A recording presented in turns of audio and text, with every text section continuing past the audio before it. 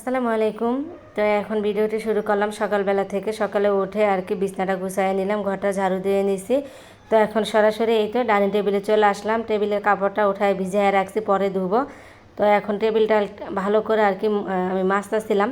তো স্টিলের সোফাটা দিয়ে মাজলে টেবিলে অনেক সময় কি টেবিলটার ভিতরে না দাগ টাগ পড়ে থাকে, আড়ি ফেলে টেবিল তো এই টেবিলটা প্লাস্টিকের টেবিল, এমনিতে দাগ হয়ে থাকে। তো ভালো করে আর কি মাজলাম, মাজা শেষ হলো। এখন আমি একটা ছোট্ট কাপড় দিয়ে ভালো করে পরিষ্কার পানি দিয়ে আর একটু মুছে নিব।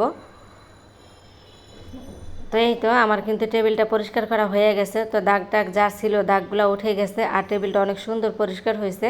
আর এইভাবে কিন্তু সবসময় মাজা যায় না। তো অনেকদিন পরই টেবিলটা আর কি একটু ভালো করে মানে মাজা ঘষা করে নিলাম। তো সুন্দর মতন পরিষ্কারও হয়ে গেছে। এখন টেবিলটা ভিজে আছে, বিকেলবেলা আবার একটু শুকালে তো টেবিলে কাপড়টা দিয়ে দিব। তো যাই হোক, আমি আবার রান্নাঘরে চলে আসছি। রান্নাবান্না প্রায় অর্ধেক শেষ হলো, এখন তরকারিটা হয়ে গেলেই শেষ। তো আজকে পুরো রান্নাবান্না আমি কি দেখাতে পারি নাই, কারণ হচ্ছে আমি আবার একটু বাইরে যাব, এই জন্য তাড়াহুড়া করতেছিলাম। আর আজকে থালা বাসনগুলো মানে রান্না ফাঁকে ফাঁকে কিন্তু আমি থালা বাসন ধুয়ে ফেলি, এত জমে না। তো আজকে আবার ধুইতেও পারলাম না, সব জমাইছি। এগুলো পরে আর কি ধুয়ে নিব, বাইরে থেকে আসবো তারপর। তো এখন এই যে টেবিলে কাপড়টা দিইনি, পরে দিব। তো এখন এইভাবেই আর কি খাবার দাবার টেবিলে নিয়ে আসলাম। তো এই তো ডালটা রান্না করছিলাম, আর হচ্ছে মাংস তরকারিটা তো হয়েই গেল। তো রান্নাবান্না শেষ, দুপুরে খাওয়া দাওয়া শেষ করে আমি তো আর ভিডিও করিনি। তো এটা আবার ছিল মানে বিকেলের পর, এখন বাজে 8টার মতন।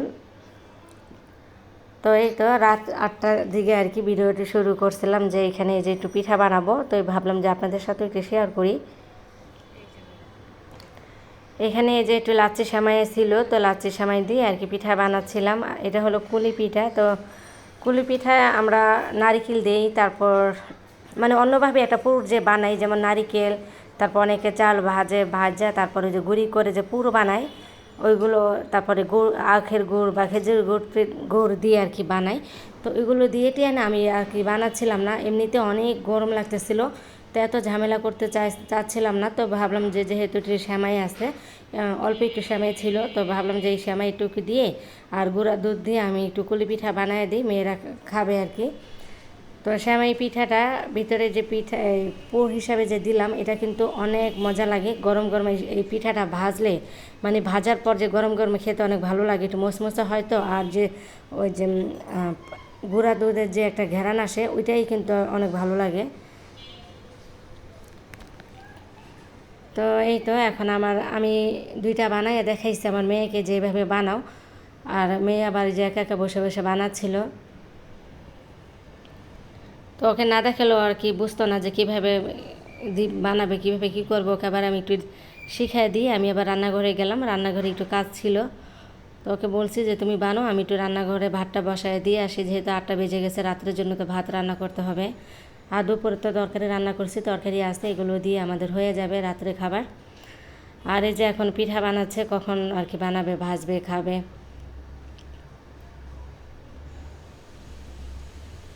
তো আমি কিন্তু এটা চালের আটা দিয়ে আর কি, মানে চালের গুঁড়ি দিয়ে বানাচ্ছিলাম না। তো এটা আমার ঘরে আটা ছিল, ওই আটা দিয়ে বানাচ্ছিলাম এই পুলি পিঠাটা। তো পিঠা কিন্তু বানানো হয়ে গেছে, মেয়ে বানিয়ে নিছে সব পিঠা। তো এই তো এখন পিঠাগুলো আর কি আমি নিয়ে ভাজবো। তো মেয়ে বানাইছে পিঠাগুলো, কিন্তু অনেক সুন্দরই হয়েছে। আর কাঁটা চামচ দিয়ে একটু ডিজাইন করে দিছে, দেখতে সুন্দর লাগতেছিল। আর এই তো এখানে তেলটা গরম হয়েছে, আর পিঠাগুলো দিয়ে দিলাম আমি এক এক করে। কিছু পিঠা আর কি দিয়ে দিব, একসাথে অনেকগুলো দেওয়া যাবে না। এখন যেই গরম পড়ছে, এভাবে তেলের আর কি ভাজা পোড়া না খাওয়াটাই ভালো। তারপরও ভাবলাম যে একটু যেহেতু সেমাই আছে, সেমাইটা দিয়ে কাজে লাগাই। ওটুক সেমাই দিয়ে মানে পিঠাটা বানিয়ে নিছি, নাহলে ওটুক সেমাই মানে সেমাইটুক খাওয়া হতো না, এভাবে প্যাকেটে পরে থাকতো। তাই আর কি অল্প করে পিঠা বানিয়ে নিলাম।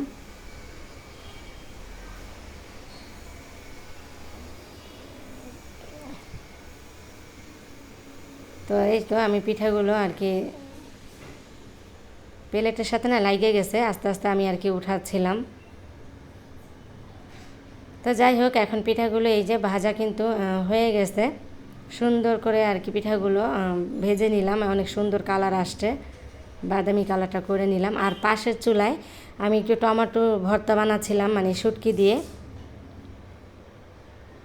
ওই যে টমেটোর ভর্তা বানাচ্ছিলাম, তো চুলাটা কমায় রাখছে, এটা আর কি আস্তে আস্তে হবে। এই টমেটো ভর্তাটা না মানে কয়েকদিন পর পরে আমি বানাই, যেহেতু আমার বাসা খুবই পছন্দ করে সবাই, এই জন্য কয়েকদিন পর পরে বানান লাগে আমার এই ভর্তাটা। শেষ পর্যায়ে চলে আসছি, এখন আমি আর কি রাখবো। সবাই ভালো থাকবেন, সুস্থ থাকবেন, শিল্পী হাউজের ব্লগের পাশে থাকবেন। আসসালামু আলাইকুম, আল্লাহ হাফিজ।